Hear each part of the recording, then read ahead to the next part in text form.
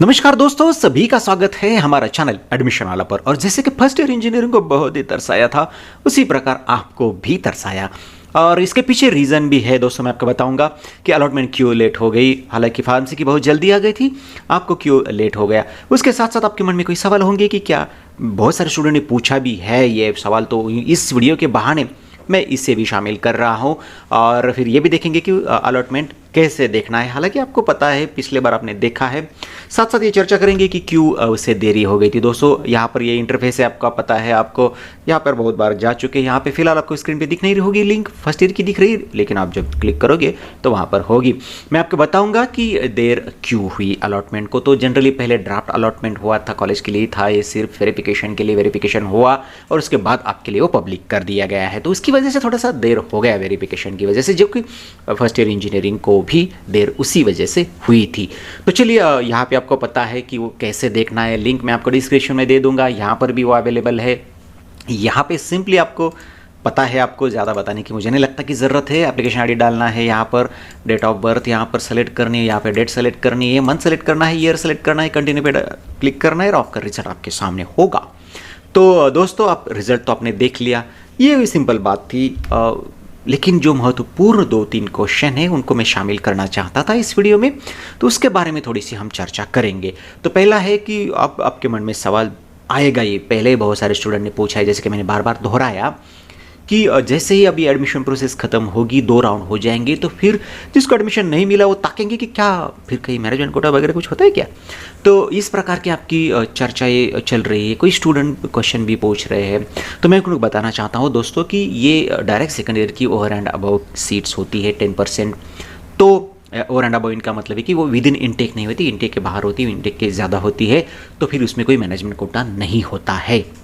तो जितने भी मैंने यहाँ इस साल का सीट मैट्रिक्स रेफर किया है, उसमें तो मुझे कहीं नज़र नहीं आई कि किसी कॉलेज में सेपरेट डिवीजन ली हो। तो पहले क्या होता था कि कोई कोई कॉलेज क्या करता था कि ये 10% तो जगह है ना, इसकी बजाय 60 स्टूडेंट की एक सेपरेट डिवीजन को ही अप्रूवल लेता था और उसे रन करता था। और उस कंडीशन में उस कॉलेज में जो जहाँ पे 60 सीट की पूरी डिवीजन है, वहाँ पे मैनेजमेंट कोटा ये होता था। और आपको पता है मैनेजमेंट कोटा शब्द मैं क्यों यूज़ कर रहा हूँ, जैसे कि अगर आप जाओगे तो जो हमारी रूल बुक है या फिर जिसे हम इन्फॉर्मेशन ब्रोशर कहते हैं, वहाँ पे मैनेजमेंट कोटा ऐसा कोई शब्द आपको नहीं मिलेगा। इंस्टीट्यूट लेवल सीट्स ही होती है।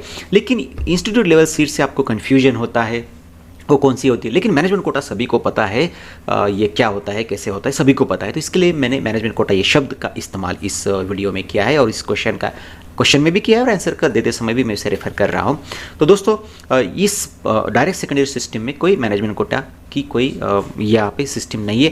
पहले जहाँ पे सेपरेट डिवीजन होती थी, कॉलेज सेपरेट डिवीजन का अप्रूवल लेते थे, वहाँ पे ये सीट्स होती थी। लेकिन अब मुझे कहीं भी दिखाई नहीं दिया कि किसी कॉलेज ने 60 सीट की डिवीजन ही रन कर रहे हो, ऐसा मुझे कहीं दिखाई नहीं दिया। अगर मैं गलत हूँ, मेरे नज़र से छूट गया, तो आप मुझे कमेंट्स में बताइए कि ऐसा कोई कॉलेज है जहाँ पर डायरेक्ट सेकेंड ईयर की 60 सीट है, फिर उस कॉलेज में सिर्फ मैनेजमेंट कोटा सिर्फ उस कॉलेज में होगा, बाकी के किसी कॉलेज में मैनेजमेंट कोटा ये कोई संकल्पना नहीं है। तो आप इसके मतलब आपको पता होना चाहिए कि जब आप एडमिशन के लिए जाओगे तो आपके मन में ये पता आपको क्लियर होना चाहिए कि डायरेक्ट सेकेंड ईयर के लिए कोई मैनेजमेंट कोटा की सिस्टम नहीं होती। सारी जो सीट्स है वो सेंट्रलाइज एडमिशन प्रोसेस से ही भरी जाती है।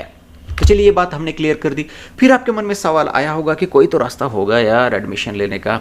तो मैं आपको बताना चाहता हूँ कि जो भी सीट्स खाली रहेगी दोनों राउंड होने के बाद, जो भी सीट्स खाली रहेगी वो फिर जाएगी इंस्टीट्यूट लेवल पर और उसे इंस्टीट्यूट लेवल सीट्स कहेंगे।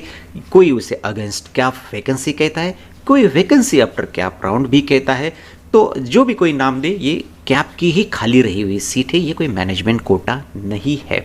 तो ये आप जान लीजिएगा।